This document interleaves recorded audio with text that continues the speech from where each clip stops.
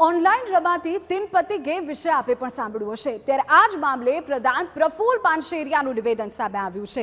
તેમણે કહ્યું છે કે બાળકોને યુવાઓએ આ લોભામણી લાલચમાં ન ફસાવવું જોઈએ। આ પ્રકારનું નિવેદન પ્રધાન તરફથી કરવામાં આવ્યું। ઉલ્લેખનીય છે કે જ્યારે પણ આ પ્રકારની ઓનલાઈન ગેમ્સની વાત થતી હોય છે ત્યારે સ્વાભાવિકપણે આ પ્રકારની વિગતો અત્યારે સામે આવી રહી છે કે આવી ગેમ બાળકોને યુવાઓનું ભવિષ્ય બરબાદ કરે છે। જો રોડપતિ બનવું હોય તો આવી ગેમ રમજો, આવું પ્રફુલ પાનશેરિયા બોલ્યા છે। તેમણે કહ્યું કે આવી જાહેરાતોથી લોકોએ દૂર રહેવું જોઈએ, બાળકોને યુવાઓને પણ સમજ આપવી જોઈએ કે આખરે આ પ્રકારની જે લોભામણી લાલચ છે તેમાં લોકો ન ફસાય।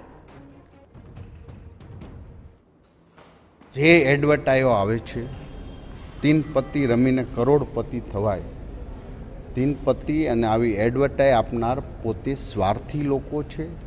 પોતાના ઘર ભરવા અને ગરીબ માણસને સૂચવા સિવાયની કોઈ બીજી વાત નથી।